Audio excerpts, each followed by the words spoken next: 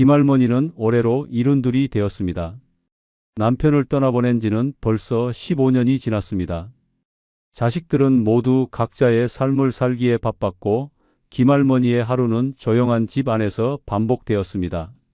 새벽이면 창문을 열고 먼 산을 바라보며 하루를 시작했습니다. 달그락거리는 주방에서 혼자 아침밥을 차리고 손주들에게 보낼 작은 선물을 포장하는 것이 김할머니의 일상이었습니다.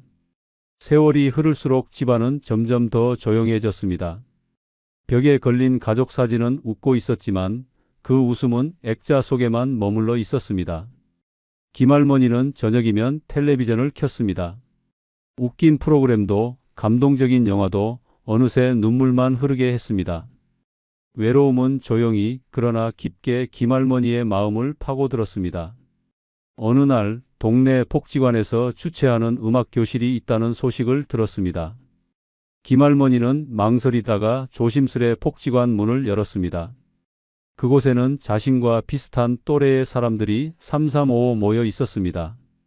모두 낯설고 어색했지만 김할머니는 오랜만에 사람들 사이에 섞여 있는 기분을 느꼈습니다. 그날 음악교실 구석에 앉아 기타를 손에 쥐고 있던 한 남자가 눈에 들어왔습니다. 짙은 주름이 얼굴을 덮고 있었지만 눈빛은 따뜻했습니다. 그의 이름은 박씨였습니다. 김할머니보다 10살이나 어린 62살의 남자였습니다.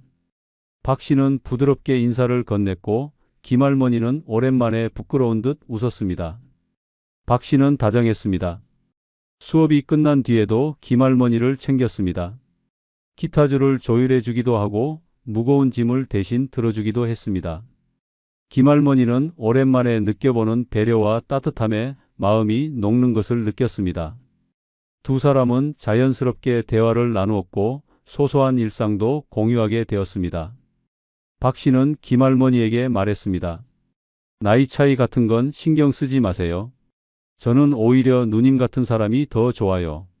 그 말은 김할머니의 가슴에 따뜻하게 내려앉았습니다. 누구에게도 필요 없는 존재처럼 느껴졌던 자신을 이렇게 따뜻하게 바라봐주는 사람이 있다는 것만으로도 눈물이 핑 돌았습니다. 그 후로 두 사람은 복지관 수업이 없는 날에도 자주 만났습니다. 공원을 걷고 동네 시장을 함께 돌고 낡은 찻집에서 두런두런 이야기를 나누었습니다. 박씨는 늘 김할머니를 웃게 했습니다. 젊은 시절에도 느껴보지 못했던 설렘이 김할머니의 마음을 간지렸습니다. 주변 사람들은 수군거렸습니다. 10살 차이 나는 남자라니 혹시 김할머니의 돈을 노리는 것 아니냐는 말도 들려왔습니다. 그러나 김할머니는 믿고 싶었습니다.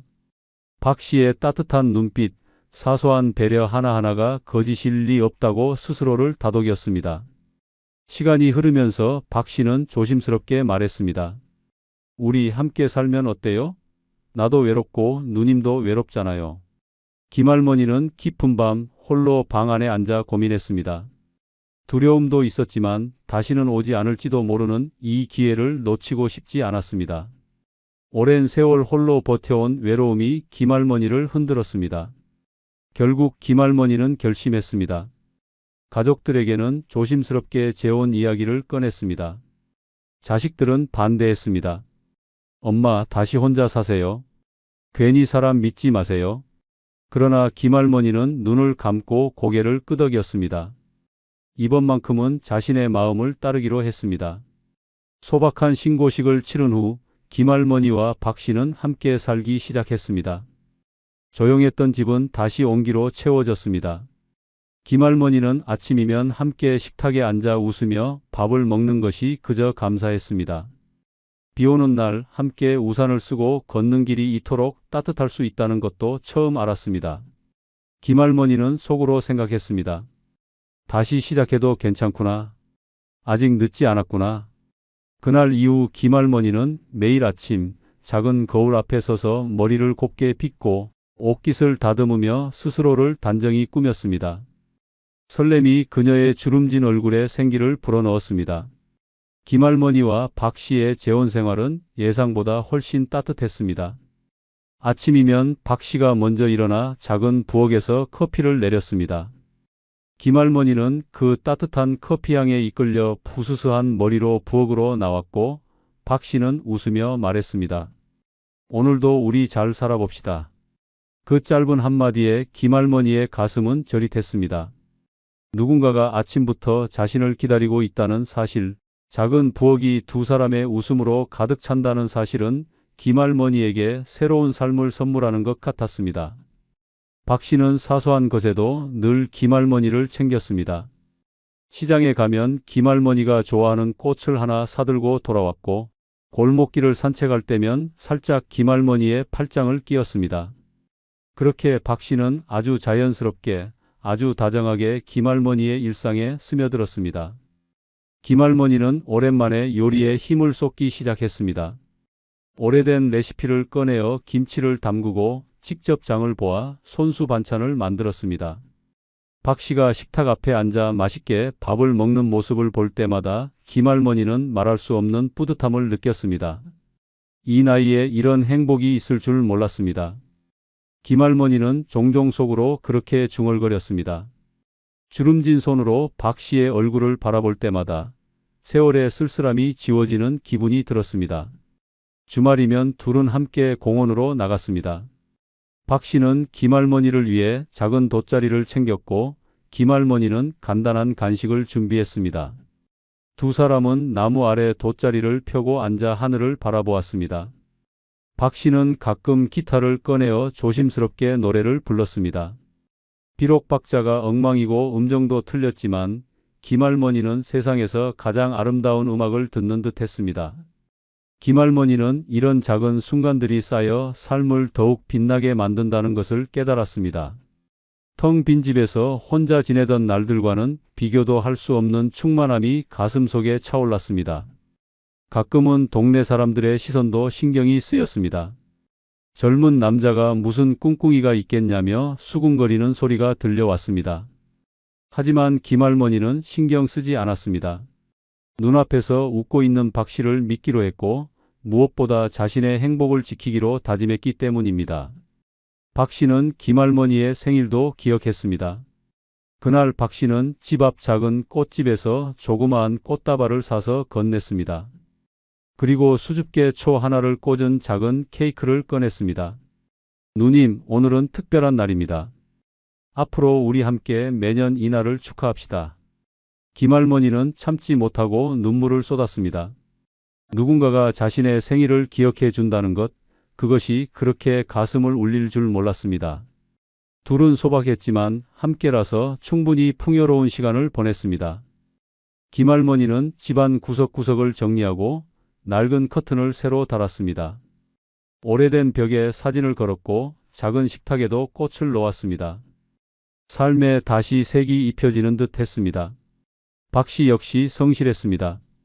날마다 김할머니의 손에 약을 챙겨주었고 무거운 짐도 대신 들어주었습니다. 비 오는 날에는 우산을 씌워주며 말했습니다.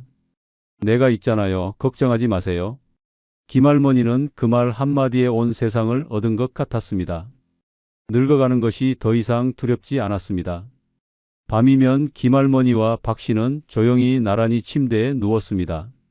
창밖에서는 바람 소리와 함께 고요한 어둠이 내려앉았지만 두 사람의 마음은 포근하게 따뜻했습니다. 박 씨는 김할머니의 손을 살짝 잡고 손가락을 톡톡 두드리며 장난을 쳤습니다.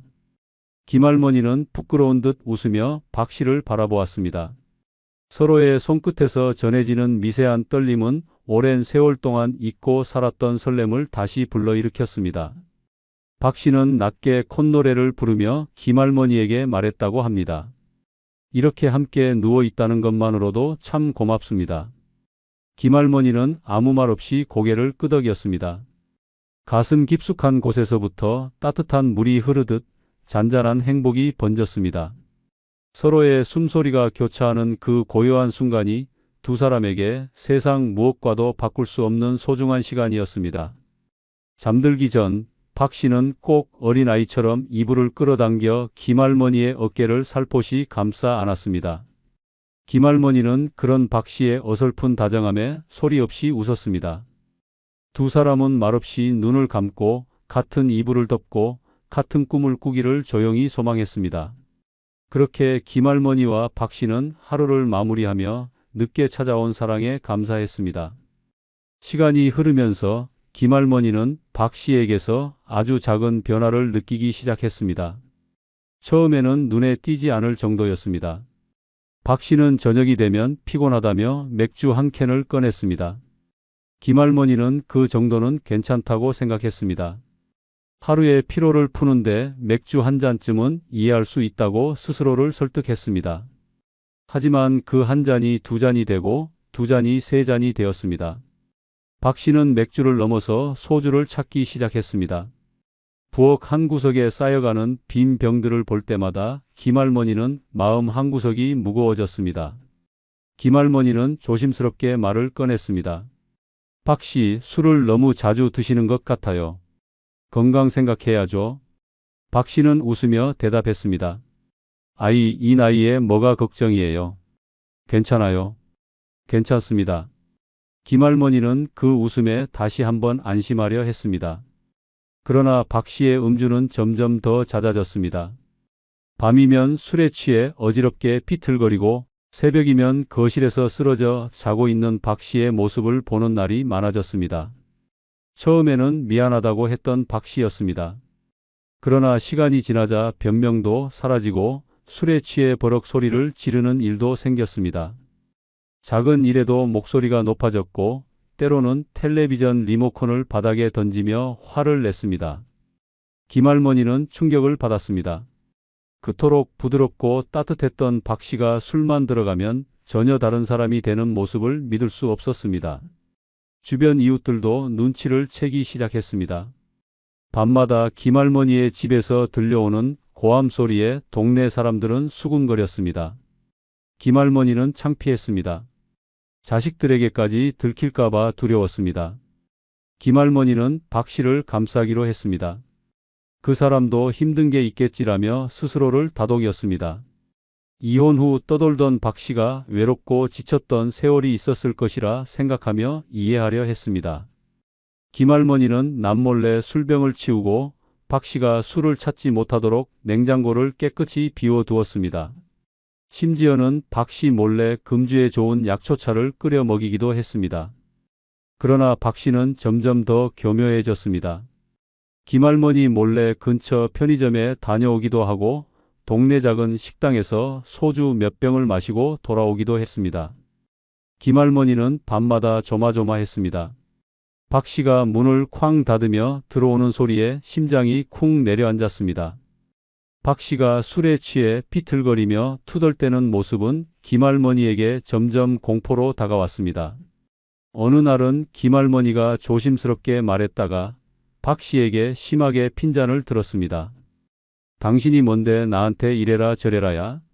당신 덕에 내가 이렇게 됐어. 그날 김할머니는 서럽게 울었습니다. 그토록 믿고 사랑했던 사람이 자신을 원망하고 탓하는 모습을 받아들일 수 없었습니다. 김할머니는 손을 떨며 소파 한 구석에 웅크렸습니다.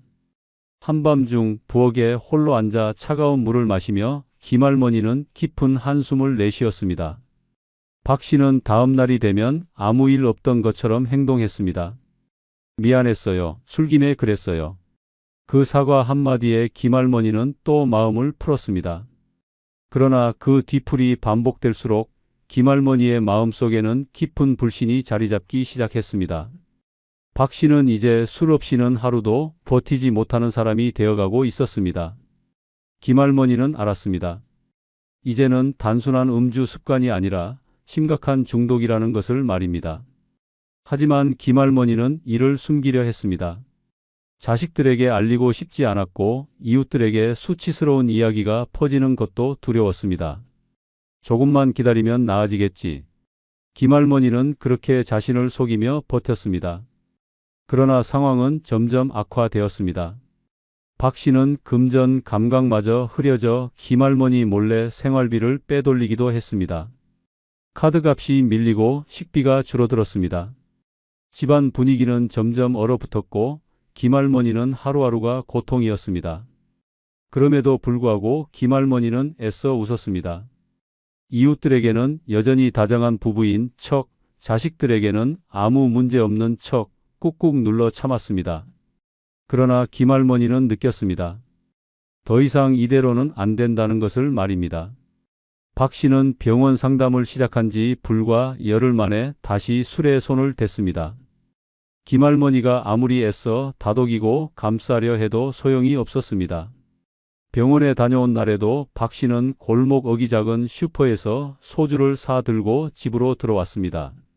김할머니는 박 씨의 손에 들린 비닐봉지를 보고 숨이 멎는 것 같았습니다. 내가 못 살아, 못 살아. 김할머니는 마음속으로 외쳤습니다. 박 씨는 변명조차 하지 않았습니다. 술 없으면 미쳐버릴 것 같아. 알겠어?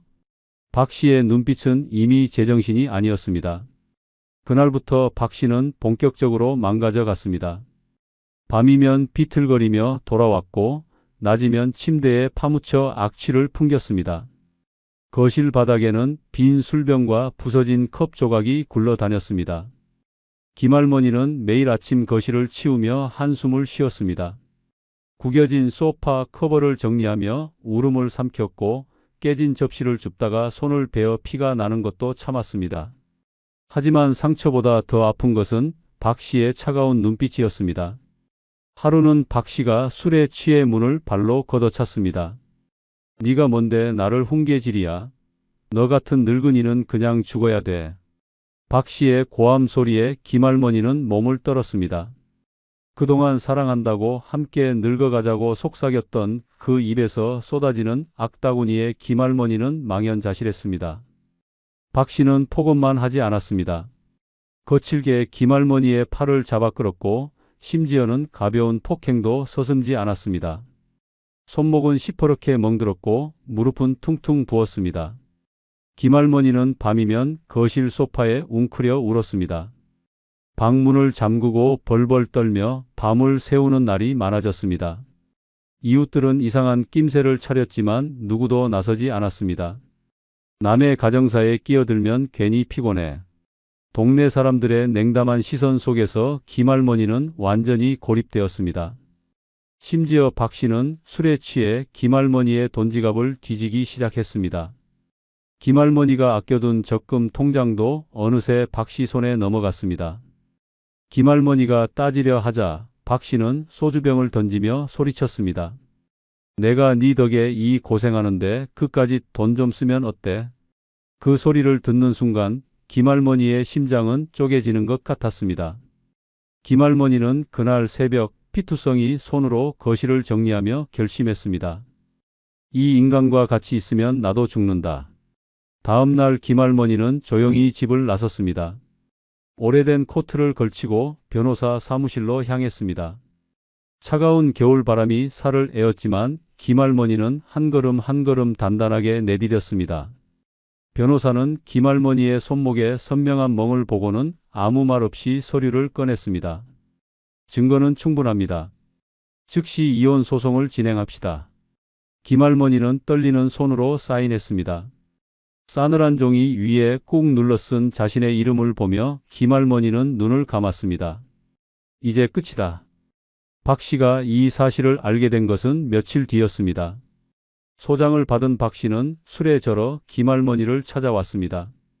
문을 두드리며 욕설을 퍼붓고 창문을 두드렸습니다. 나 없으면 너 혼자 뭐 할 수 있는데?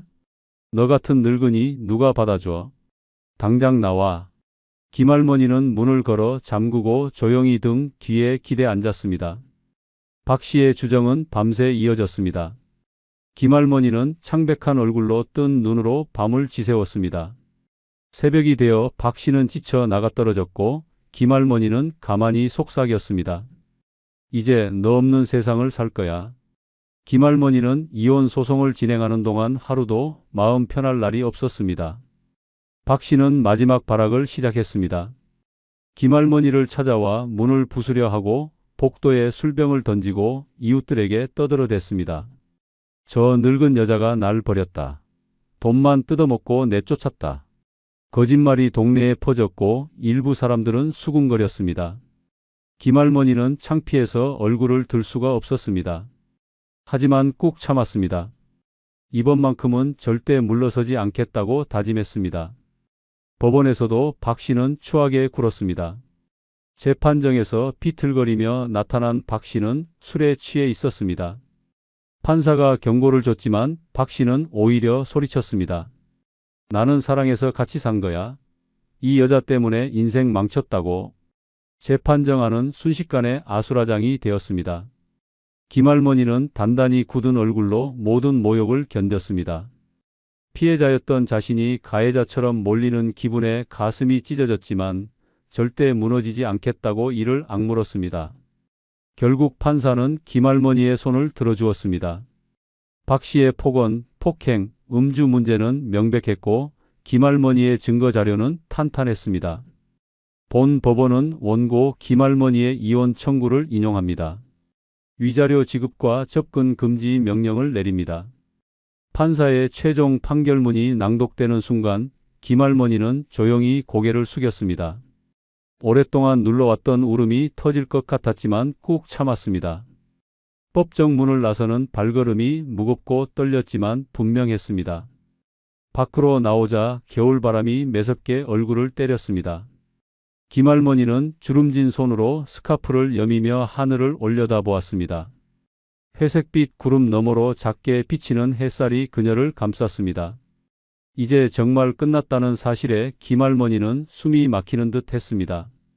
하지만 동시에 가슴 깊은 곳에서부터 차오르는 해방감을 느꼈습니다.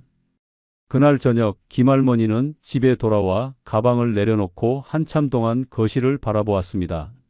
술에 찌들어 엉망이었던 이 집이 이제는 자신만의 공간으로 돌아왔습니다. 김할머니는 부엌으로 가서 따뜻한 차를 끓였습니다. 그리고 거실 한가운데 앉아 천천히 차를 한 모금 삼켰습니다. 씁쓸한 맛이었지만 그 씁쓸함조차 달게 느껴졌습니다. 며칠 뒤 김할머니는 집안 대청소를 시작했습니다. 박 씨가 남기고 간 흔적들을 하나하나 치워냈습니다. 깨어진 컵, 구겨진 이불, 박 씨의 헌옷, 술병들까지 모두 비닐봉지에 쓸어 담았습니다. 쓰레기 봉투가 10개가 넘게 쌓였습니다. 김할머니는 그것들을 마당 한가운데로 끌어내고 하나하나 발로 밟아 뭉갰습니다. 다시는, 절대 다시는. 김할머니는 외쳤습니다. 그 소리는 이웃들까지 깜짝 놀라 창문을 열게 만들었습니다. 하지만 김할머니는 개의치 않았습니다. 남은 쓰레기들을 트럭에 싣고 폐기물 처리장에 버리고 오는 길, 김할머니는 처음으로 노래를 흥얼거렸습니다. 세상은 여전히 춥고 삭막했지만 김할머니의 발걸음은 가벼웠습니다. 그날 밤 김할머니는 새 침구를 깔고 오랜만에 푹 잠들었습니다. 밤새 꿈도 꾸지 않고 깊게 잤습니다. 오랜 악몽 같은 시간이 끝나고 비로소 찾은 평화였습니다. 김할머니는 다음날 아침 거울 앞에 섰습니다. 주름진 얼굴이 낯설게 느껴졌지만 눈빛만은 누구보다 단단했습니다. 그 눈빛은 말하고 있었습니다. 나는 살아남았다. 그리고 이제부터는 나를 위해 산다. 김할머니는 따뜻한 커피를 끓이고 작은 라디오를 틀었습니다. 라디오에서는 한창 신나는 트로트가 흘러나왔습니다. 김할머니는 조심스럽게 몸을 흔들었습니다. 주름진 손이 허공을 가르고 발끝이 음악에 맞춰 움직였습니다. 이윽고 김할머니는 혼자 웃음을 터뜨렸습니다. 그래, 나도 다시 시작할 수 있어. 그날 이후 김할머니는 매일 산책을 나갔습니다. 조금씩 사람들과 인사하고 복지관에도 다시 발을 들였습니다. 낯설고 두려웠던 세상이 이제는 조금씩 따뜻하게 다가왔습니다. 어쩌면 진짜 인생은 이제 시작일지도 모른다고 김할머니는 생각했습니다. 늙었다고 끝이 아니라 살아있다는 것 자체가 축복이라는 것을 이제야 깨달았습니다. 김할머니는 한 송이 작은 꽃을 사서 집에 꽂았습니다. 그리고 환하게 웃으며 속으로 외쳤습니다. 이제부터는 내 삶이다. 80세가 넘으면 몸은 조용히 죽기 시작합니다. 걷지 않으면 다리는 썩고 숨을 쉬어도 심장은 녹슬고 가만히 누워만 있으면 살아있는 시체가 됩니다. 침대에 갇혀 오줌줄을 차고 타인의 손에 밥을 떠먹여야 하는 비참한 말로를 맞고 싶지 않다면 지금 당장 몸을 흔들어 깨워야 합니다. 움직이지 않는 순간 인생은 끝입니다. 첫 번째는 발끝으로 서기 운동을 해야 합니다. 80세를 넘기고도 건강하게 살고 싶다면 반드시 발끝으로 서기 운동을 해야 합니다. 누군가는 그깟 발끝 운동이 무슨 대단한 효과가 있겠냐고 웃을 수 있습니다. 하지만 이 작은 운동 하나가 생명줄을 붙잡는 끈이라는 사실을 아는 사람은 많지 않습니다. 발끝으로 서는 능력을 잃는 순간 노년의 삶은 서서히 무너지기 시작합니다. 중심을 잡지 못하면 곧장 넘어지고 한 번의 낙상은 노년에게 치명상을 안깁니다. 넘어지기만 해도 다리가 부러지고 고관절이 부서지고 평생 침대 생활을 하게 되는 끔찍한 결과를 부른다는 사실을 알아야 합니다. 발끝으로 서는 힘은 단순히 다리 힘만 강화시키는 것이 아닙니다. 몸 전체의 균형 감각을 살리고 뇌와 근육의 반응 속도를 빠르게 만들며 작은 근육들을 끊임없이 깨워 신체를 젊게 유지하는 역할을 합니다. 하루 3분 발끝으로 조심스럽게 올라서기만 해도 낙상 위험이 크게 줄어듭니다. 반대로 이 간단한 운동조차 무시하는 순간 노년의 몸은 점점 땅으로 무너져 내립니다. 살아서도 침대에 묶이는 삶을 원치 않는다면 지금 당장 발끝으로 서야 합니다. 노년기의 몸은 배신자가 될 때가 많습니다. 눈은 침침하고 귀는 먹먹해지고 다리는 마음처럼 따라주지 않습니다. 그 모든 것을 버티게 하는 마지막 힘이 바로 균형 감각입니다. 발끝으로 서기 운동은 이 균형 감각을 지키는 최후의 방어막입니다. 어떤 비싼 약도, 어떤 화려한 건강식품도 발끝으로 버티는 힘만큼 직접적이고 즉각적인 효과를 주지 못합니다. 특히 80세 이후에는 근육이 급격히 줄어들고 반사신경이 둔해지기 때문에 가만히 있어도 근육이 녹아내립니다. 발끝으로 서기 운동은 이 흐름을 거스르는 강력한 무기입니다. 하루 3분이 아깝다고 생각한다면 하루 종일 병원, 대기실에서 지루하게 기다리는 시간이 얼마나 고통스러운지를 떠올려야 합니다. 스스로 걷고 스스로 일어서는 자유를 지키고 싶다면 발끝 운동을 절대 우습게 봐서는 안 됩니다. 서울에 사는 81세 이모 씨는 발끝으로 서기 운동을 대수롭지 않게 여겼습니다. 뭐 그런 걸 하냐, 난 아직 멀쩡해라며 웃어넘겼습니다. 그러다 어느 겨울날 눈길에 살짝 미끄러진 순간 이 씨는 중심을 잃고 그대로 넘어졌습니다. 고관절이 부러져 병원 신세를 지게 되었고 몇 달간 침대 생활을 하면서 삶의 질이 급격히 떨어졌습니다. 그때서야 뒤늦게 생각했습니다. 그때 발끝 운동이라도 했더라면. 재활치료를 받으며 힘겹게 다시 서는 동안 이 씨는 매일 발끝으로 올라서는 연습을 했습니다. 그는 말했습니다. 지금 내게 가장 소중한 운동은 발끝 서기다. 이걸 했더라면 내 인생이 이렇게 꼬이지는 않았을 것이다. 하늘이 두 쪽 나도 발끝으로 서는 연습만큼은 매일 해야 합니다.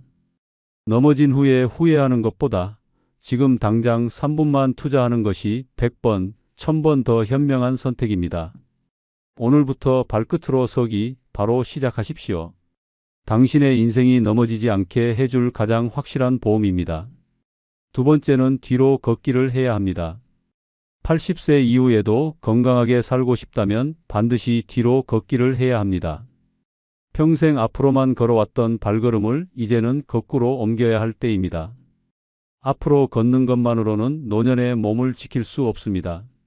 앞으로 걷는 것은 습관이고 뒤로 걷는 것은 도전입니다. 도전이 없는 몸은 금방 늙고 맙니다. 몸이 늙으면 마음도 함께 주저앉습니다. 그래서 노년에는 반드시 몸에 긴장감을 주고 균형을 회복시키는 뒤로 걷기가 필요합니다. 뒤로 걷기는 단순히 색다른 운동이 아닙니다. 우리의 뇌를 깨우고 잃어가는 균형 감각을 되살리는 가장 강력한 훈련입니다. 노년기의 가장 큰 적은 넘어짐입니다. 넘어지면 고관절이 부서지고 척추가 부러지며 침대에 갇힌 삶이 시작됩니다. 그런데 뒤로 걷기 운동은 이 치명적인 낙상을 예방하는 최고의 방법입니다. 뒤로 걷기 하나만 제대로 익혀도 삶이 쓰러지는 것을 막을 수 있습니다. 뒤로 걷기를 하면 평소 잘 쓰지 않던 근육이 깨어납니다. 특히 허벅지 뒤쪽, 엉덩이, 종아리 근육이 활성화되면서 하체 전체가 단단해집니다. 노년에는 이 하체 근육이 생명줄입니다. 다리 힘이 떨어지면 계단을 오르지 못하고 시장을 가도 주저앉게 되고 가족 모임에도 참석하지 못하는 신세가 됩니다. 결국 집 안에만 갇혀 살게 됩니다. 그렇게 몸이 굳으면 마음도 굳습니다. 외로움이 찾아오고 무력감이 들이닥칩니다. 뒤로 걷기는 뇌를 젊게 만듭니다. 평소와 다른 방향으로 몸을 움직이는 순간 뇌는 새롭게 자극을 받습니다. 방향을 바꾸는 작은 변화가 신경세포를 깨우고 치매 예방에도 놀라운 효과를 발휘합니다. 하루 10분 조심스럽게 뒤로 걷는 습관이 평생의 기억력을 지켜줄 수 있습니다. 이 간단한 진실을 모르고 그냥 시간을 흘려보낸다면 언젠가 자신의 이름조차 기억하지 못하는 슬픈 순간이 찾아올 수 있습니다. 처음에는 두려울 수 있습니다.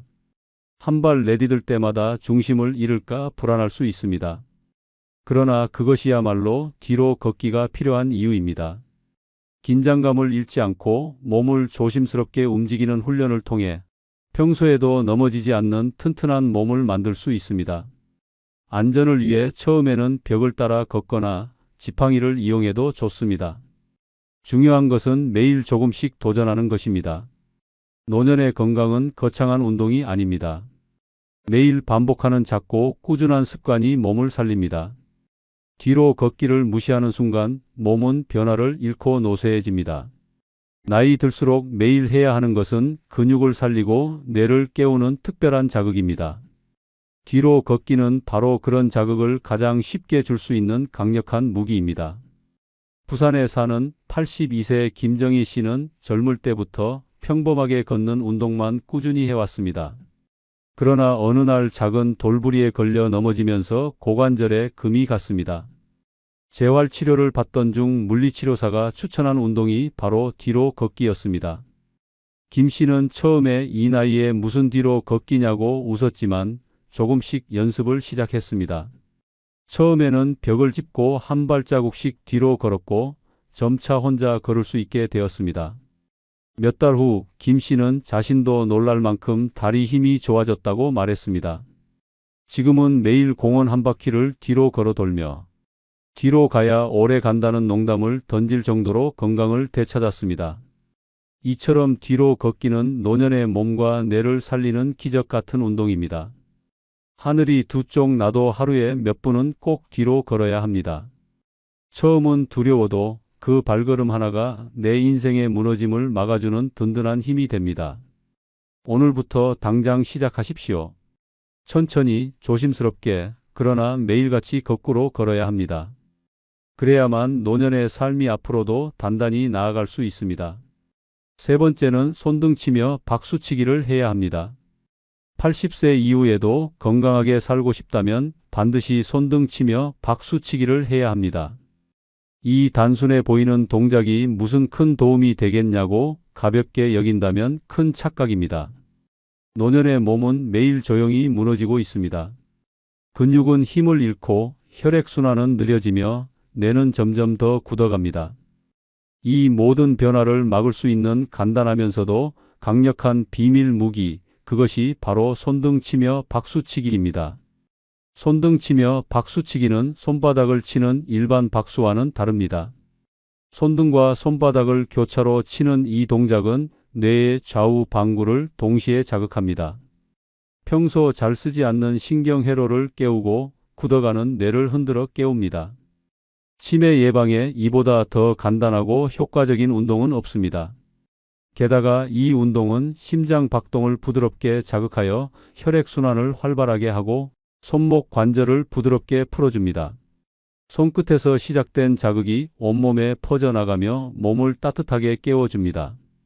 손등치며 박수치기는 단순한 동작이지만 제대로 하면 온몸이 살아납니다. 박수치는 리듬에 맞춰 몸을 살짝 흔들다 보면 뻣뻣했던 어깨가 풀리고 숨이 자연스럽게 깊어지며 혈액 속 산소 농도가 높아집니다. 매일 이 작은 운동을 꾸준히 한 사람과 그렇지 않은 사람의 차이는 1년만 지나도 뚜렷하게 드러납니다. 한쪽은 활기차고 생기가 돌지만 다른 한쪽은 몸이 무거워지고 기억력은 흐릿해집니다. 결국 차이는 작은 습관에서 시작되는 것입니다. 노년의 건강은 거창한 운동으로 만들어지지 않습니다. 무거운 아령도 헬스장에 러닝머신도 필요 없습니다. 중요한 것은 매일 작은 자극을 꾸준히 몸에 주는 것입니다.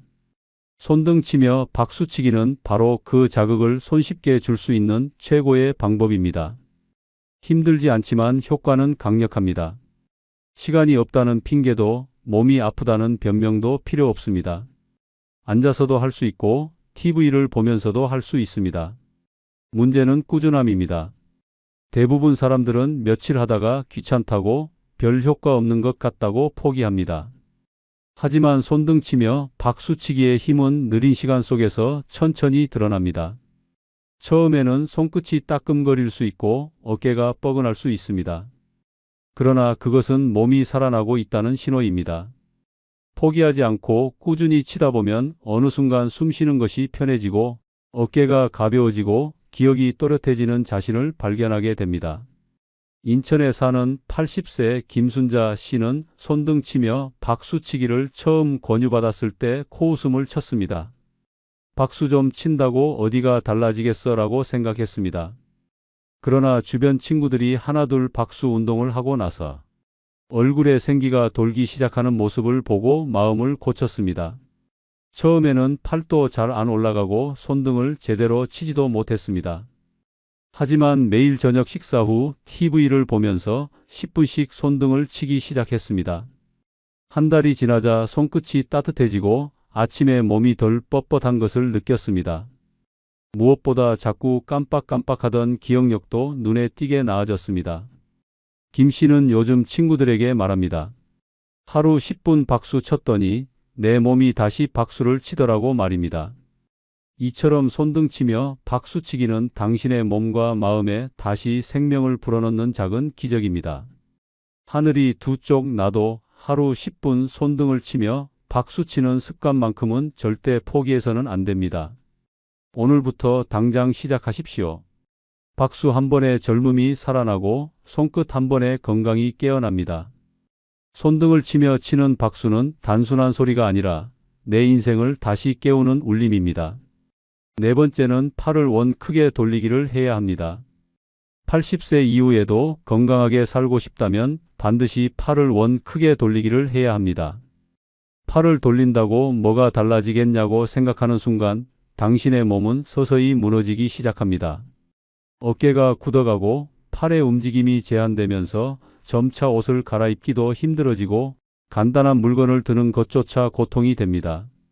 작은 동작 하나를 게을리한 대가가 결국 일상 전체를 무너뜨리는 비극으로 이어집니다. 노년의 몸은 매일 작게 병들고 있습니다. 가만히 있으면 근육은 굳고 관절은 굳고 혈액순환은 멈춰갑니다. 특히 어깨 관절은 가장 먼저 무너지는 부위입니다. 쓰지 않는 팔은 삐걱거리고 아프기 시작하면 끔찍한 고통이 찾아옵니다. 어깨 통증이 시작되면 밤에 잠조차 제대로 이룰 수 없습니다. 이 고통을 피하는 유일한 방법은 팔을 크게 돌려주는 것입니다. 단순해 보이지만 이 운동은 어깨에 다시 생명을 불어넣는 유일한 길입니다. 팔을 원 크게 돌리는 것은 어깨뿐 아니라 심장에도 강력한 자극을 줍니다. 혈액을 머리부터 손끝까지 쫙 밀어 올려주면서 온몸 구석구석을 깨웁니다. 숨이 깊어지고 피가 맑아지며 몸 전체가 따뜻해집니다. 하루 5분만 팔을 크게 돌려도 어깨가 가벼워지고 허리가 곧아지고 가슴이 펴집니다. 고개를 숙이고 살던 몸이 당당하게 세워지는 기적 같은 변화가 찾아옵니다. 팔을 돌릴 때 중요한 것은 크게입니다. 대충 팔을 흔드는 것이 아닙니다. 팔 전체로 커다란 원을 그리듯이 움직여야 합니다. 처음에는 삐걱거리던 팔이 어느 순간 부드럽게 돌아가고 뻣뻣하던 어깨가 시원하게 풀리는 경험을 하게 됩니다. 이 작은 반복이 쌓여서 거대한 변화를 만듭니다. 꾸준히 팔을 돌리는 사람과 그렇지 않은 사람의 노년은 하늘과 땅 차이가 납니다. 노년에는 넘어지지 않는 것도 중요하지만 넘어졌을 때 몸을 지탱할 수 있는 힘이 더욱 필요합니다. 그 힘은 튼튼한 어깨와 팔에서 나옵니다. 팔을 돌리는 운동은 단순한 관절 운동이 아닙니다. 내 몸의 균형을 잡아주고 긴장감을 유지하게 하며 넘어졌을 때에도 나를 보호하는 근육을 키우는 일입니다. 무심코 넘겼던 팔 돌리기 하나가 생사를 가를 수 있습니다. 서울에 사는 79세 김용순 씨는 팔을 돌리는 운동을 가볍게 여겼습니다. 나는 아직 팔이 멀쩡해라며 하루 종일 소파에 앉아 TV만 봤습니다. 그러던 어느 날 겨우 식탁 의자에 기대어 일어나려다 팔에 통증을 느꼈습니다. 병원에서는 50견을 넘어선 심각한 어깨 관절염 진단을 받았습니다. 그 후 김 씨는 재활 운동을 시작했고 가장 기본이 팔을 크게 돌리는 운동이었습니다. 처음에는 팔을 반바퀴 돌리기도 힘들었지만 매일 꾸준히 팔을 원 크게 돌린 결과 몇 달 만에 통증이 줄어들고 물건을 집을 수 있을 정도로 회복되었습니다. 지금은 하루 2번씩 팔을 돌리며 팔 돌리기가 내 몸 살렸다고 친구들에게 자랑하고 있습니다. 이처럼 팔을 원 크게 돌리기는 단순한 동작이 아닙니다. 그것은 노년을 지키는 생명줄입니다. 하늘이 두 쪽 나도 팔을 돌리는 것만큼은 빼먹어서는 안 됩니다. 하루 5분 커다란 원을 그리며 팔을 돌리는 그 짧은 시간이 당신의 남은 인생을 건강하게 지켜줄 것입니다. 5번째는 척추 곧게 세우기 연습을 해야 합니다. 80세 이후에도 건강하게 살고 싶다면 반드시 척추 곧게 세우기 연습을 해야 합니다. 척추가 무너지는 순간 인생도 함께 무너집니다. 허리가 굽기 시작하면 시선은 땅을 향하고 가슴은 조여들고 숨은 얕아지고 결국 인생 전체가 축소됩니다. 허리가 굽으면 몸만 작아지는 것이 아닙니다. 마음도 쪼그라들고 자존감도 무너집니다. 척추는 단순한 뼈가 아닙니다. 척추는 삶의 기둥이고 자존심의 버팀목입니다. 나이가 들수록 척추는 자신도 모르게 구부러집니다. 오래 앉아있는 습관, 잘못된 자세, 근육 약화가 맞물려 조금씩 몸을 망가뜨립니다. 눈에 보이지 않는 하루하루의 무너짐이 쌓여 어느 순간 거울 앞에 서면 자신도 모르는 노인이 되어 있습니다. 거울 속에 굽은 허리를 보는 순간 절망이 찾아옵니다. 나는 이렇게 초라해졌구나라는 생각이 뼛속까지 스며듭니다. 척추가 굽으면 건강도 무너집니다. 폐가 압박되어 숨 쉬는 것도 힘들어지고 위장이 눌려 소화가 잘 안 되고 혈액순환까지 나빠집니다. 결국 몸 전체가 병들기 시작합니다. 당당하게 걷지 못하면 쉽게 넘어지고 한 번의 낙상이 치명적인 사고로 이어집니다. 척추가 굽는다는 것은 단순한 외모 문제가 아닙니다. 생명과 직결된 심각한 문제입니다. 척추를 곱게 세운다는 것은 단순히 허리를 펴는 것이 아닙니다. 척추 주위 근육을 강화하고 자세를 의식하고 하루에도 수십 번 나 자신을 일으키는 습관을 들이는 것입니다. 힘들다고 포기하면 안 됩니다. 처음에는 뻣뻣하고 어색해도 반드시 버텨야 합니다. 앉아있을 때, 걸을 때, 심지어 TV를 볼 때도 끊임없이 척추를 세우는 연습을 해야 합니다. 내 몸의 중심을 세우는 일이야말로 노년의 가장 중요한 사명입니다. 척추 곱게 세우기 연습을 하지 않으면 결국 우리는 침대에 눕는 인생을 맞이하게 됩니다. 스스로 앉을 힘조차 잃고 타인의 손을 빌려야 하는 비참한 삶이 찾아옵니다. 젊었을 때처럼 빠른 걸음은 바라지도 말아야 합니다. 단지 일어선다는 당연한 일이 어느새 기적이 되어버립니다. 그런 삶을 원치 않는다면 지금 당장 척추를 세워야 합니다. 대전에서 사는 81세 이모 씨는 몇 년 전까지만 해도 허리를 굽히고 다니는 것을 당연하게 여겼습니다. 나이 들면 다 그렇게 되는 거지라며 스스로를 위로했습니다. 그러나 친구 모임에 나갈 때마다 주눅이 들었습니다. 자신보다 더 나이 많은 친구가 곧은 허리로 당당히 걷는 모습을 보면서 깊은 부끄러움을 느꼈습니다.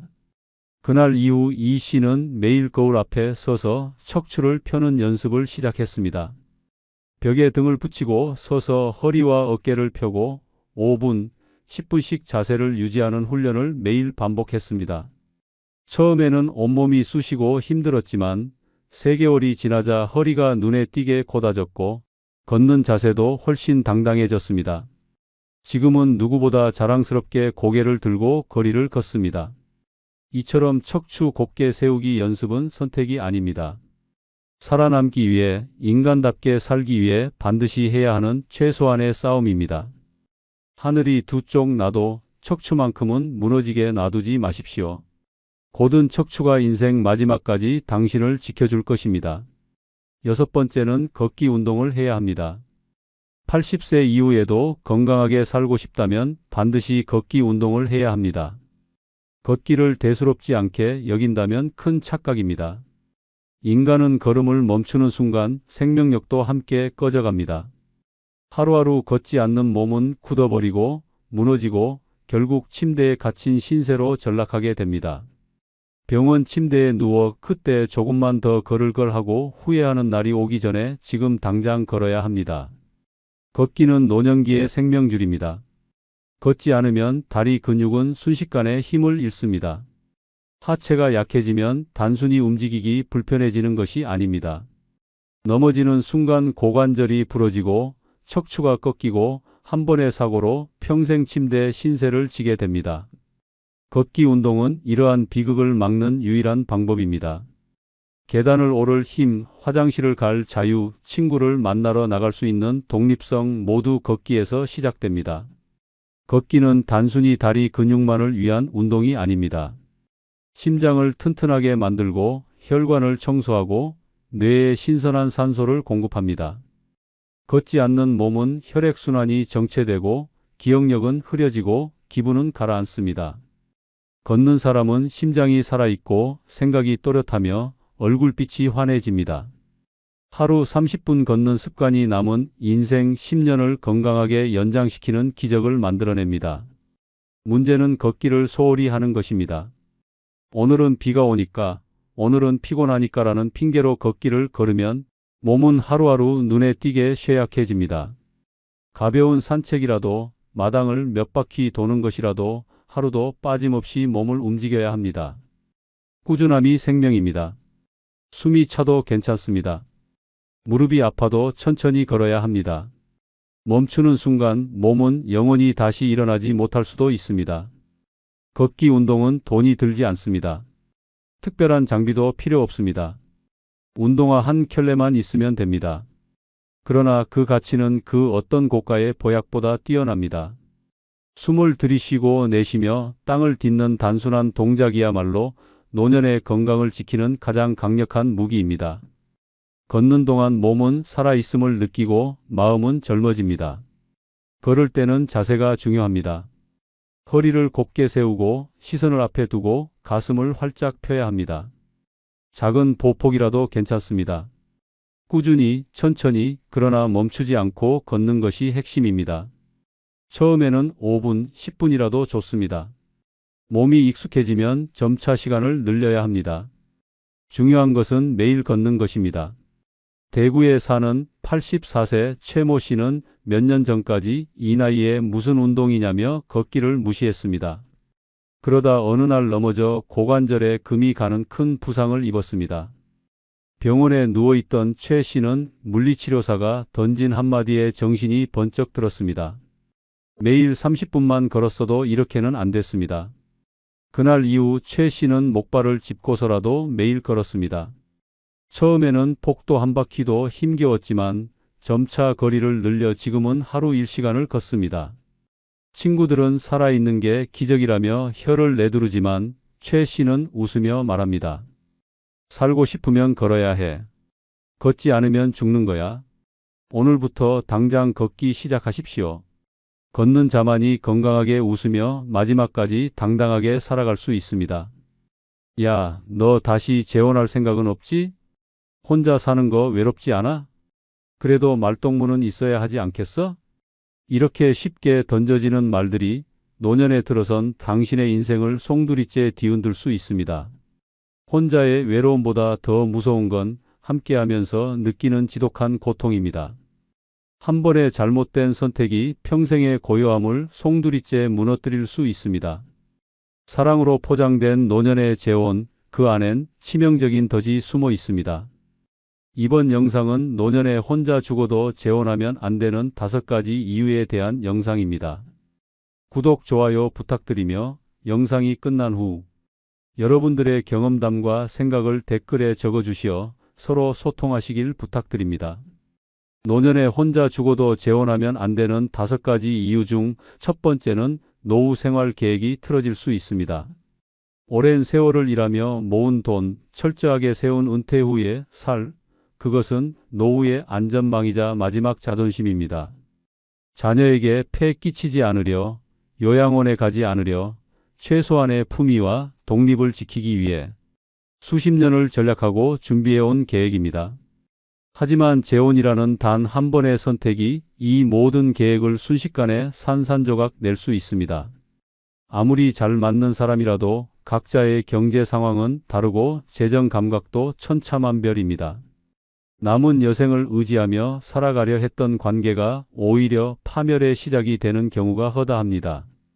재혼 후 뒤늦게 드러나는 상대의 부채, 숨겨진 자식 문제, 병원비와 요양비, 각종 금전 분쟁은 말 그대로 노후의 지옥문을 여는 열쇠가 됩니다. 자신이 피땀 흘려 모은 재산이 하루아침에 줄줄 새어나가고 계획했던 여행, 문화생활, 노후 취미는 꿈도 못 꾸게 됩니다.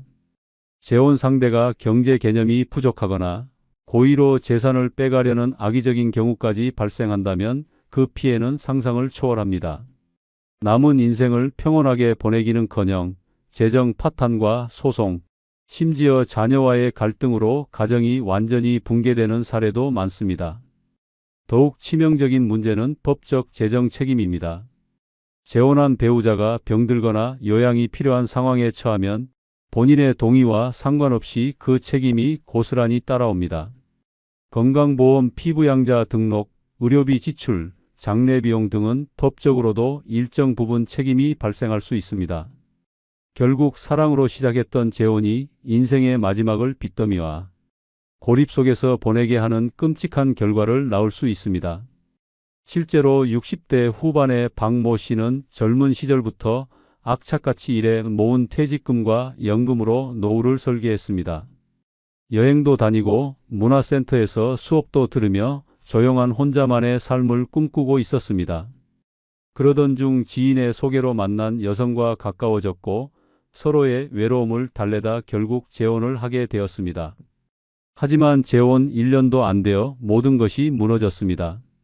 상대 여성은 남편에게 말하지 않은 그에게 카드 빚과 2 자녀의 생활비를 남몰래 대주고 있었으며 박 씨의 통장에서 수백만 원씩 빠져나가는 일이 반복되었습니다. 불쾌함을 표현하자 돌아온 건 같이 사는 사이에 그 정도 이해도 못하느냐는 원망이었습니다. 박 씨는 관계를 정리하려 했지만 이미 공동명의로 바꾼 집 때문에 법적 소송에 휘말렸고 그 과정에서 수천만 원의 변호사 비용이 들었습니다. 심지어 상대 여성의 자녀가 박 씨에게 찾아와 우리 엄마 건드리지 말라며 폭언을 퍼붓는 일까지 벌어졌습니다. 자녀들과도 갈등이 생겼고 결국 그는 갈 곳 없는 몸이 되어 조그만 임대 아파트로 쫓기듯 옮겨갔습니다. 철저히 준비한 노후였지만 단 한 번의 재혼이 모든 것을 앗아갔습니다. 고요하고 단단했던 인생이 하루아침에 흔들렸고 지금 박 씨는 매달 적자를 메꾸기 위해 경비 일을 하며 하루하루를 연명하고 있습니다. 사랑이라는 감정에 기대어 무심코 열어버린 문이 인생 최후의 함정일 수 있다는 사실을 누구보다 뼈저리게 깨달았다고 말합니다. 노후의 삶은 예측 가능해야 합니다. 예측 불가능한 감정과 변수 앞에 자신을 내맡기는 순간 그 대가는 상상 이상의 고통으로 돌아옵니다. 두 번째는 재혼 후에도 외롭다면 의미가 없습니다. 노년의 외로움은 그 깊이를 가늠할 수 없는 절망과도 같습니다. 혼자 밥을 먹고 혼자 잠을 자고 아무도 자신의 안부를 묻지 않는 날들이 이어질 때 사람은 결국 누군가를 다시 찾게 됩니다. 누군가와 함께라면 이 고독이 사라질 것 같고 손을 잡고 걸을 사람이 생기면 삶이 조금은 따뜻해질 거라 기대하게 됩니다. 그래서 재혼이라는 결정을 내리는 분들이 많습니다. 그러나 현실은 생각보다 훨씬 잔인합니다. 누군가와 함께 산다는 것이 곧 외로움의 종결을 의미하지는 않습니다. 오히려 더 깊은 고독에 빠지는 경우도 많습니다. 재혼한 배우자가 함께 있어도 정서적 교감이 부족하고 일상에 온기가 없다면 그 외로움은 오히려 더 날카롭게 다가옵니다.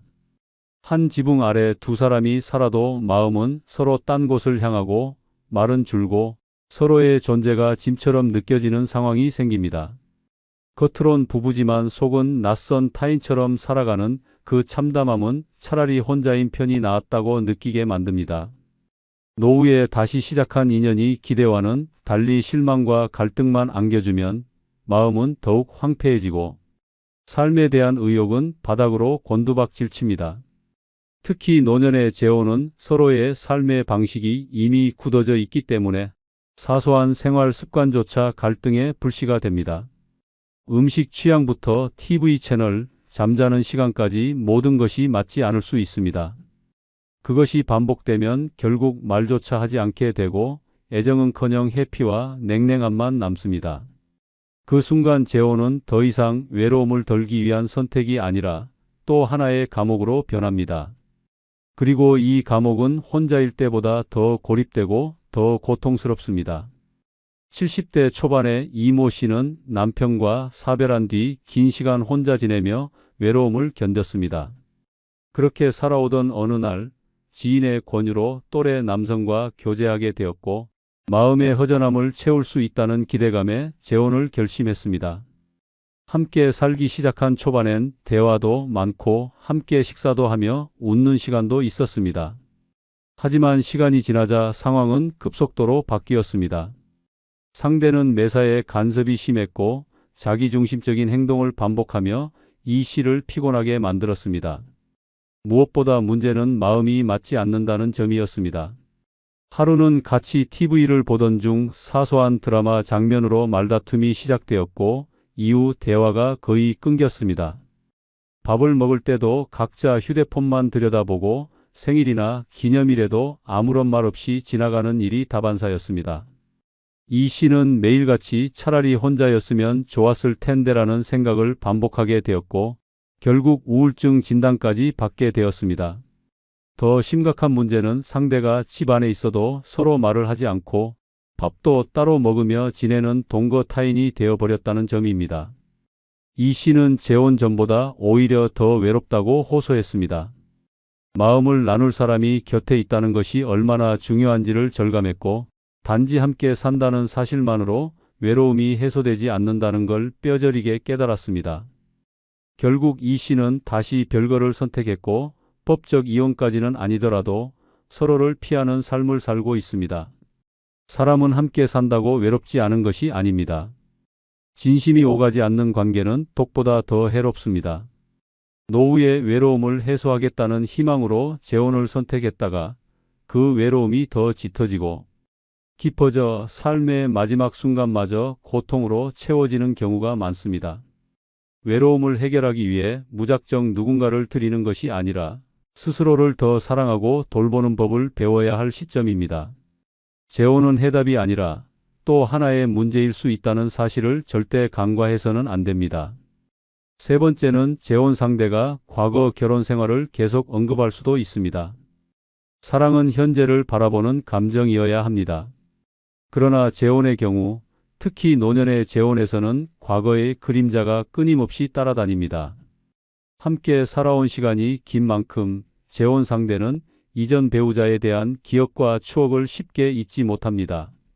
문제는 그 기억을 마음속에 간직하는 데 그치지 않고 입 밖으로 꺼내기 시작할 때 발생합니다. 밥을 먹다가도 TV를 보다가도 심지어 침대에 누운 순간조차도 그 사람은 이럴 때 이렇게 했지, 전에 살던 집에서는 이랬어라는 말이 튀어나오는 것입니다. 이런 말은 듣는 사람의 가슴을 칼로 도려내는 것처럼 아프고 치욕스럽습니다. 노년에 새로운 인연을 만나 기대에 부푼 상태에서 이런 말을 들으면 자존감은 산산조각 납니다. 나는 이 사람의 과거를 이기지 못하는 존재인가? 지금의 나는 비교 대상에 불과한가? 이런 의심은 곧 괴로움으로 바뀌고 그 괴로움은 결국 관계의 도구로 변합니다. 특히 상대가 자주 예전 배우자와 현재의 상황을 비교하거나 그 시절의 물건을 소중히 보관하고 있거나 자녀들과의 대화에서 과거 배우자를 이상화하는 경우 현재의 배우자는 점점 존재감을 잃고 외톨이가 됩니다. 더 큰 문제는 이런 상황이 반복될 경우 결국 둘 사이의 관계에 깊은 균열이 생긴다는 점입니다. 말은 줄고 감정은 멀어지며 결국 같은 공간에 있어도 정서적으로는 완전히 고립된 생활을 하게 됩니다. 심한 경우 상대의 과거 배우자에 대한 언급이 모욕처럼 들리기도 하고 그것이 다툼의 불씨가 되어 폭언과 갈등으로 번지게 됩니다. 이런 관계는 결코 건강하지 않으며 사랑을 기대하고 시작한 재혼이 상처와 수치심으로 끝나게 됩니다. 65세의 정모 씨는 오랜 홀로 생활 끝에 만난 60대 여성과 재혼했습니다. 처음에는 상대방의 밝은 성격과 따뜻한 배려에 끌렸고 함께하는 삶에 대한 기대감도 컸습니다. 하지만 결혼 후 몇 달이 지나면서 이상한 느낌이 들기 시작했습니다. 식사 중에도 자주 전 남편은 이런 음식을 좋아했었지, 그 사람은 나에게 늘 꽃을 사다 줬어라고 말했고, 생일이 되자 예전 남편이 사줬던 반지를 꺼내 보이며 추억을 늘어놓기 시작했습니다. 정 씨는 처음엔 이해하려 했습니다. 오래 함께한 사람이니 그리움이 있을 수도 있다고 생각했습니다. 그러나 그런 언급은 점점 잦아졌고 마침내 정 씨가 선물한 옷을 받으며 그 사람은 이런 스타일을 더 잘 골랐었는데라는 말까지 듣게 되었습니다. 그 순간 자존심이 철저히 무너졌습니다. 내가 지금 이 사람에게 어떤 존재인가에 대한 의심이 들기 시작했고 이후로는 작은 말과 행동에도 예민해졌습니다. 더 충격적인 일은 상대가 거실 한편에 전 남편의 사진을 놓고 절대 치우지 않으려 했다는 점입니다. 정 씨가 사진을 옮기려 하자 그 사람은 나에게 전부였어. 당신은 이해 못해라는 말을 듣고 충격에 빠졌습니다. 결국 두 사람은 말도 하지 않고 각 방을 쓰며 사실상 정서적 이혼 상태로 전락했습니다. 함께 사는 집안은 냉기만 감돌고 정 씨는 우울증 진단을 받고 정신과 치료를 받기까지 했습니다. 이 사례는 재혼이 단순한 생활 동반자 선택이 아닌 감정의 균형을 어떻게 유지하느냐에 따라 파멸로도 이어질 수 있다는 경고입니다. 과거는 과거일 뿐 현재의 관계를 침식하게 둬서는 안 됩니다. 그러나 사람의 감정은 그렇게 단순하지 않기 때문에 재혼 상대의 과거 언급이 반복되면 현재의 나를 짓밟는 칼날이 되어 돌아옵니다. 과거에 묶인 사랑은 독이며 그 독이 지금의 삶을 서서히 갉아먹는다는 사실을 절대 잊어서는 안 됩니다. 노년의 평온함을 지키고 싶다면 과거의 망령이 들이닥칠 틈조차 주지 않는 것이 가장 현명한 선택입니다. 네 번째는 여러 가지 돈 문제로 고통스럽게 노년을 보낼 수 있습니다. 노후의 삶에서 가장 중요한 것은 바로 경제적 안정입니다. 누구에게도 기대지 않고 스스로 생활비를 감당하며 조용하고 품위 있게 여생을 보내는 것이야말로 많은 이들의 바람입니다. 그러나 재혼이라는 선택은 이 경제적 균형을 한순간에 무너뜨릴 수 있는 무서운 변수입니다. 함께 사는 사람과 돈 문제가 생기면 감정의 골은 훨씬 깊어지고 갈등은 더욱 치명적입니다. 사랑으로 시작했던 관계가 돈 앞에서 비참하게 무너지는 일은 생각보다 훨씬 자주 일어납니다. 재혼 상대의 채무 문제, 무분별한 소비 습관, 자녀를 향한 금전 지원 요구, 보험이나 재산 명예 문제 등은 순식간에 본인의 삶까지 흔들리게 만듭니다. 특히 노년에는 소득이 정해져 있는 만큼 한 번의 금전적 실수가 평생의 노력을 송두리째 날릴 수도 있습니다. 더욱 심각한 문제는 재혼을 하면서 상대방의 빚이나 가족 문제까지 함께 떠안게 되는 경우입니다.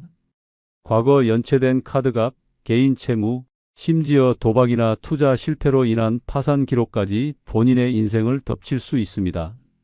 법적으로 혼인관계를 맺는 순간 공동 책임이라는 이름으로 그 모든 문제에 휘말릴 가능성이 있습니다. 퇴직금, 연금, 집, 자동차 같은 자산이 상대방의 요구나 분쟁에 휘말려 사라지기도 합니다. 이런 일이 생기면 자녀들과의 관계도 깨지고 결국 자신이 보호받아야 할 노년이 경제적 파탄 속에 고통받는 시간이 되어버립니다.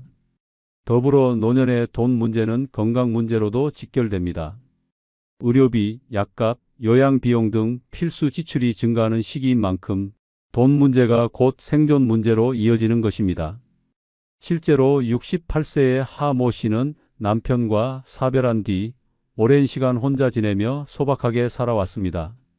작은 연립주택에서 자녀에게 손 벌리지 않고 살아가려 퇴직금과 소액, 연금을 아껴가며 생활하던 하 씨는 친구의 소개로 60대 후반 남성을 만나게 되었고 그 남성이 경제는 걱정하지 말라는 말에 안심하며 재혼을 결정했습니다. 그러나 그 결정이 악몽의 시작이었습니다. 재혼한 남성은 재혼 직후부터 지속적으로 돈을 요구했습니다. 처음엔 소소한 생활비였지만 곧 투자 명목으로 수백만 원을 빌려달라고 했고 그 뒤엔 아들이 운영하는 가게가 어려우니 도와달라고 손을 벌였습니다. 하 씨는 몇 번 거절했지만 그때마다 상대는 부부인데 그 정도도 못 도와주느냐는 말로 감정적으로 압박했습니다. 결국 하 씨는 적금을 깼고 집도 담보로 대출을 받았습니다. 문제는 거기서 끝나지 않았습니다. 상대 남성이 과거 채무불이행자였다는 사실이 뒤늦게 드러났고 공동명의로 바꾼 집이 채권자들의 압류 대상이 되면서 하 씨는 결국 주거지에서 쫓겨났습니다. 자녀들에게조차 차마 얼굴을 들 수 없어 도움을 청하지 못했고 현재는 월세도 버거운 작은 방에서 살아가고 있습니다. 그토록 아끼던 보청기조차 고장이 나도 고칠 돈이 없어 불편을 감수하고 있으며 하루하루를 절망 속에서 보내고 있다고 말합니다. 하 씨의 사례는 노년의 재혼이 어떻게 평생 쌓아온 안정과 자존심을 무너뜨릴 수 있는지를 극명하게 보여줍니다. 돈 문제는 단순한 갈등이 아니라 인생 전체를 붕괴시키는 무기가 될 수 있습니다. 특히 나이가 들수록 회복의 기회는 적어지고 상처는 더 깊게 남습니다. 노후의 행복은 사랑이 아니라 안정과 평온에서 시작됩니다. 누군가와 함께하고 싶은 마음이 들더라도 그 사람의 경제적 실체를 끝까지 파악하지 않는다면 평생 지켜온 삶이 한순간의 지옥으로 변할 수 있다는 사실을 반드시 기억해야 합니다.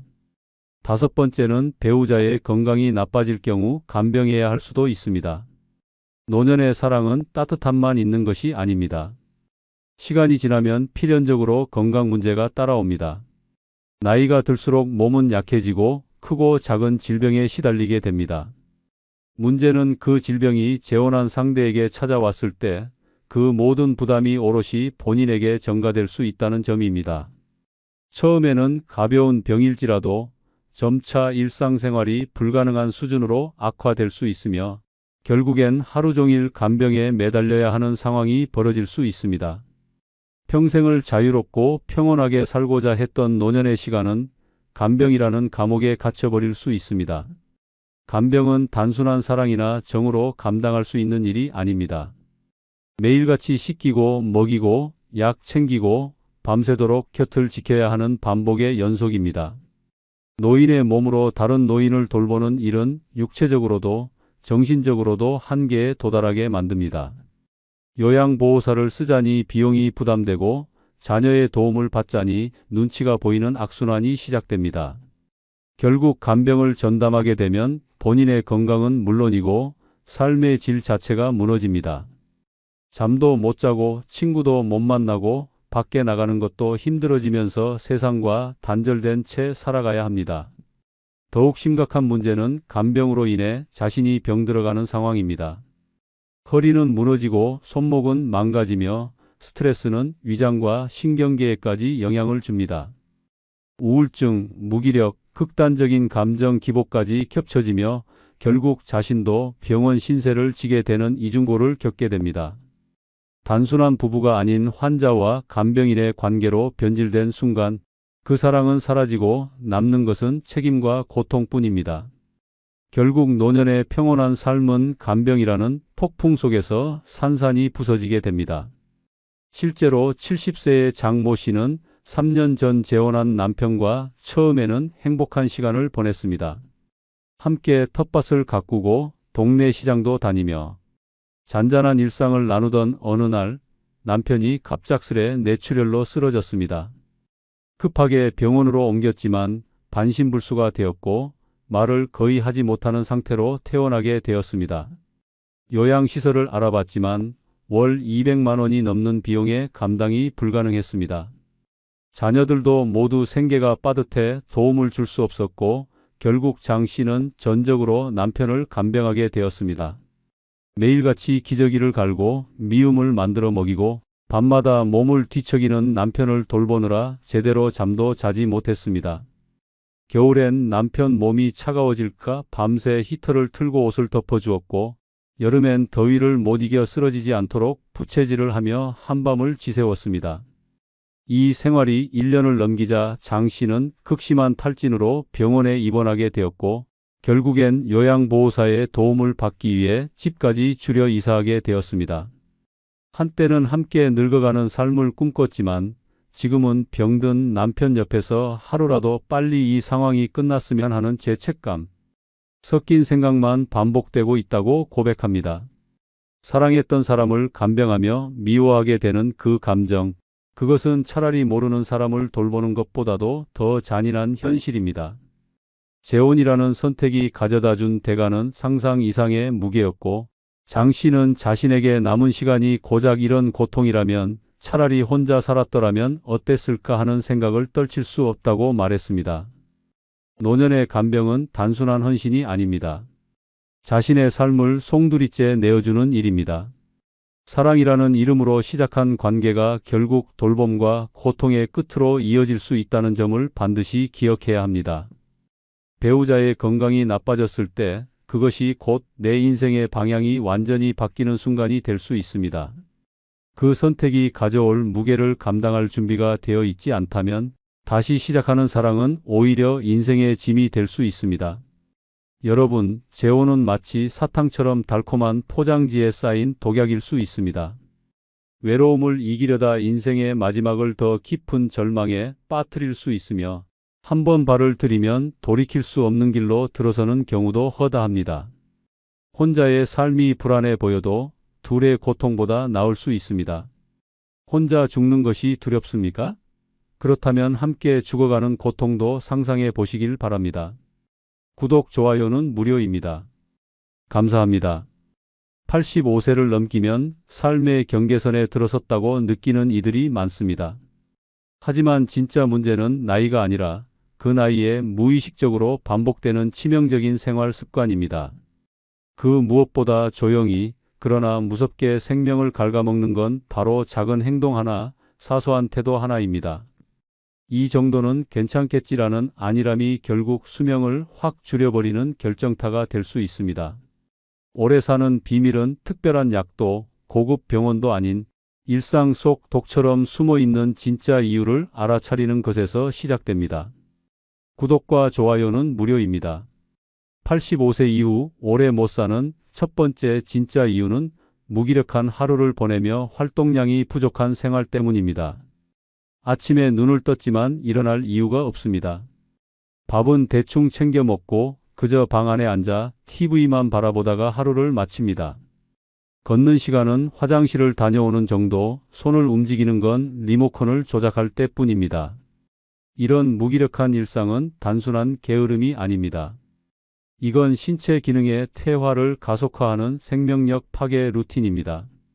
85세를 넘기기 힘들게 만드는 가장 치명적인 생활 습관 중 하나입니다.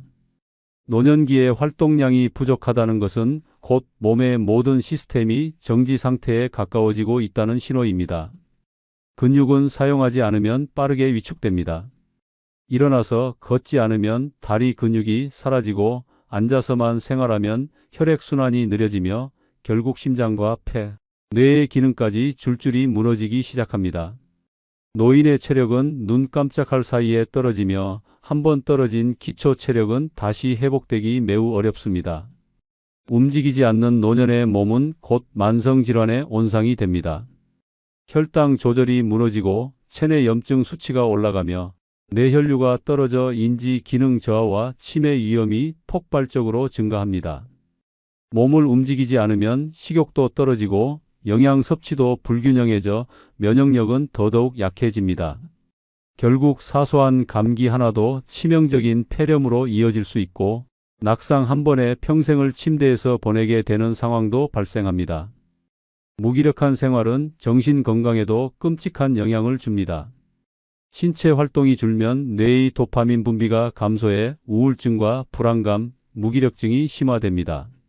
사람들과의 소통이 단절되고 외출이 줄며 감정 표현은 차단됩니다.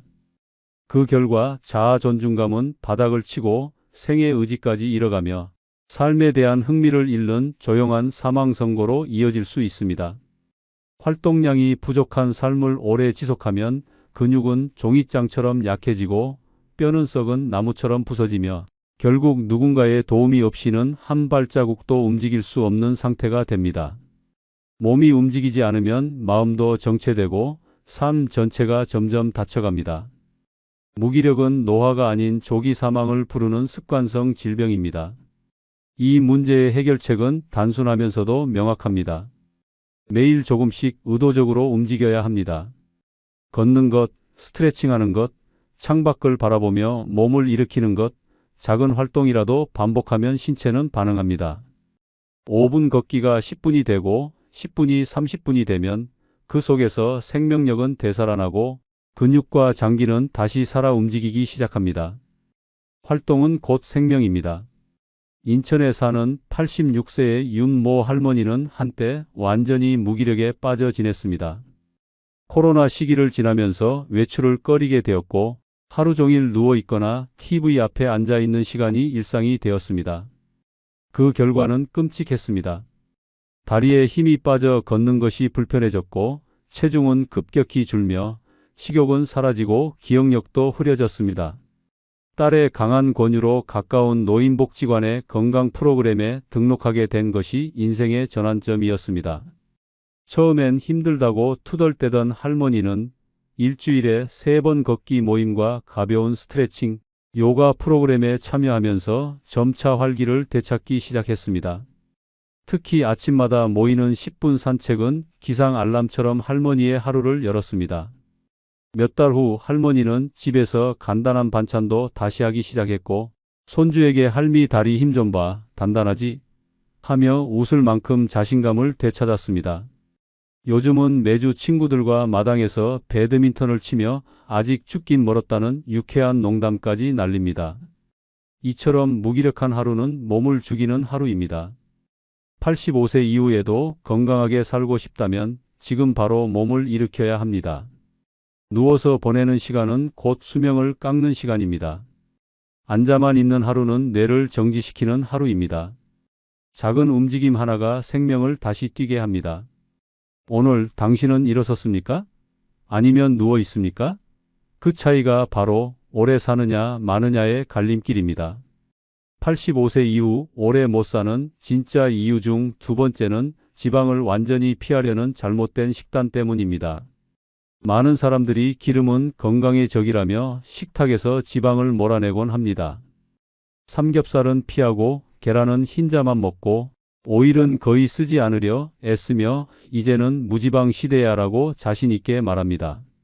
하지만 이런 잘못된 믿음은 노년기의 생명 연장을 스스로 차단하는 자해 행위와도 같습니다.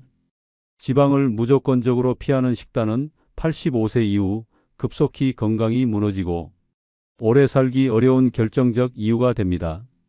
지방은 단순히 살을 찌우는 해로운 성분이 아닙니다. 오히려 건강한 지방은 호르몬 생성, 세포막 유지, 뇌 기능 유지, 지용성 비타민 흡수에 반드시 필요한 생존 영양소입니다.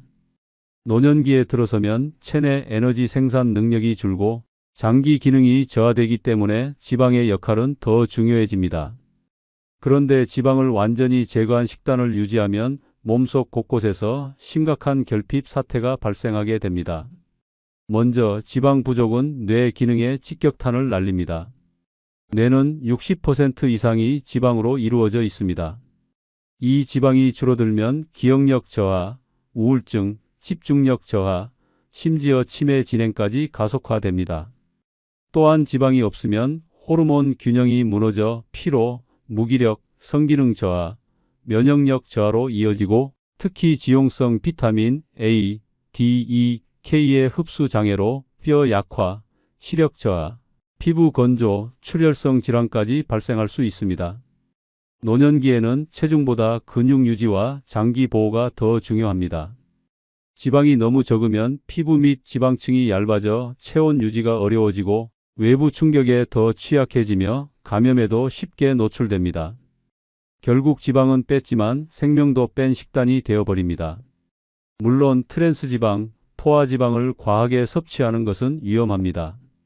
하지만 아보카도, 올리브유, 견과류, 들기름, 연어 같은 좋은 지방을 피하는 것은 건강 장기화의 기회를 스스로 끊어내는 행위입니다. 특히 오메가-3는 혈관 청소부 역할을 하며 심혈관 질환 예방에 필수적입니다. 기름을 뺐다고 건강해지는 것이 아니라 좋은 기름을 선택하는 것이 건강 수명의 핵심 열쇠입니다. 노인들은 기름 먹으면 위에 부담 간다거나 살 찔까 무서워서 안 먹는다고 말하지만 실상 지방 부족은 체중은 줄이지만 근육과 장기 기능도 함께 말라 죽게 만듭니다. 체중만 보고 나 건강해라며 자만하는 순간 몸속에서는 조용히 생명력이 탈수되고 있는 것입니다. 경기도 부천에 사는 84세의 정모 할머니는 몇 년 전부터 무조건 저지방 식단만 고수해 왔습니다. 삼겹살은 손도 안 대고 달걀 노른자는 버리고 식물성 오일도 거의 쓰지 않았습니다. 할머니는 나는 무기름파야 기름만 끊었더니 몸이 가볍다니까 라며 자부심을 드러냈습니다.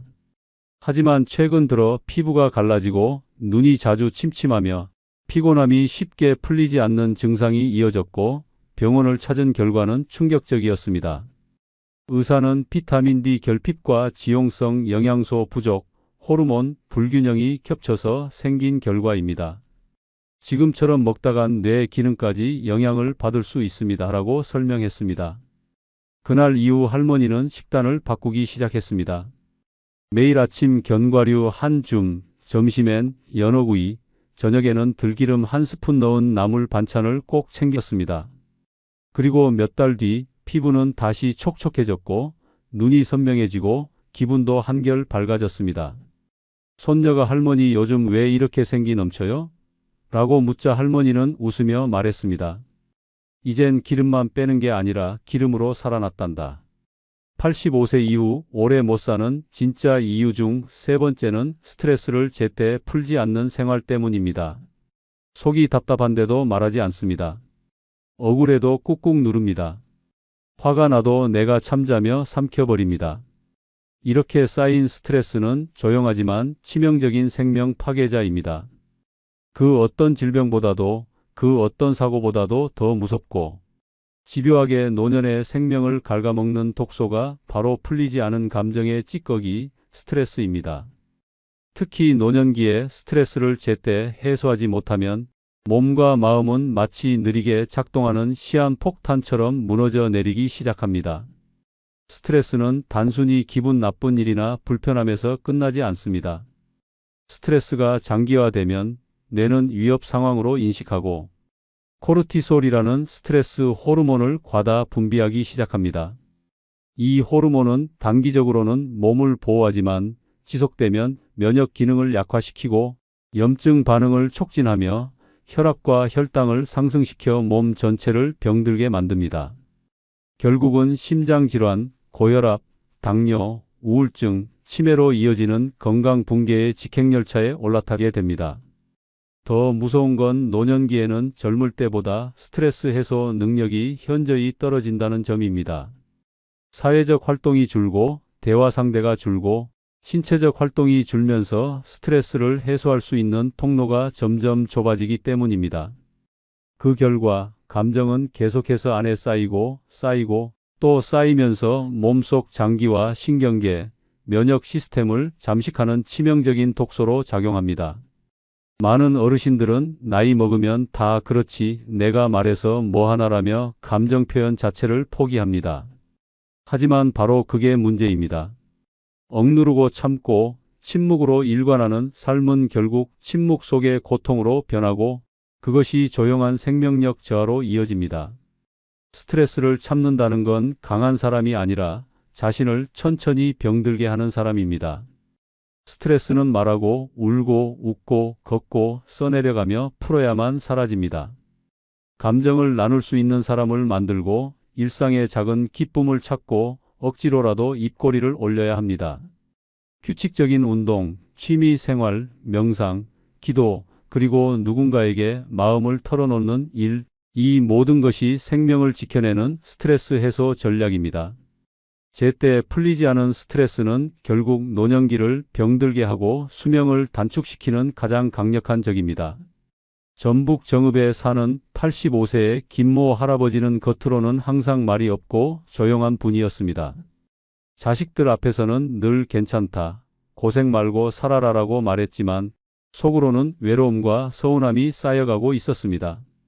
어느 날 가족 모임에서 말없이 밥만 먹던 할아버지는 식사 후 갑자기 어지러움을 호소했고 급히 병원으로 옮겨졌습니다.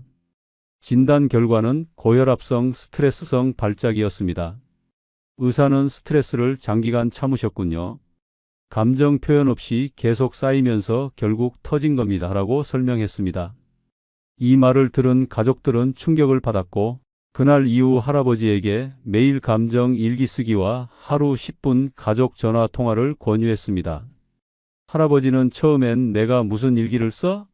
하셨지만 몇 주가 지나자 일기장이 채워지기 시작했고 웃음소리도 하나둘씩 되돌아왔습니다. 손주와의 영상통화 후 오늘은 별로 서운한 일도 없었어 라고 말하며 할아버지는 처음으로 감정을 말로 꺼냈습니다. 최근에는 복지관에서 감정 표현 프로그램에도 참여하며 이 나이에 이렇게 말이 많아질 줄은 몰랐어 라며 웃습니다. 이처럼 스트레스는 가만히 두면 사라지는 것이 아니라 조용히 몸속을 망가뜨리는 시한폭탄입니다. 제때 풀지 않으면 노년의 건강은 순식간에 무너지고 맙니다. 85세 이후에도 오래 건강하게 살고 싶다면 말하고 웃고 털어내는 용기가 필요합니다. 참는다고 강한 것이 아닙니다. 풀어야 사는 것, 그것이 진짜 건강한 노년의 비밀입니다. 85세 이후 오래 못 사는 진짜 이유 중 네 번째는 보행이 힘든데도 지팡이 사용을 꺼리는 생활 때문입니다. 다리가 자주 휘청거리는데도 무릎이 시큰거리고 발에 힘이 빠지는데도 많은 어르신들은 끝끝내 지팡이를 손에 들지 않으려 합니다. 내가 아직은 지팡이까지는 아니야. 남들이 늙었다고 볼까봐. 싫어라는 자존심 하나로 생명을 위협하는 고집을 껴안고 사는 것입니다. 그러나 이 고집은 결과적으로 노후를 병상에 눕히는 지름길이 됩니다. 보행이 힘든데도 지팡이를 거부하는 습관은 85세 이후 급격한 건강 추락을 불러오는 결정적인 이유입니다. 지팡이는 단순히 걷는 도구가 아닙니다. 그것은 균형을 유지하는 생명의 지지대이며 낙상을 방지하는 최후의 보호막입니다. 노년기에는 근력 저하, 골다공증,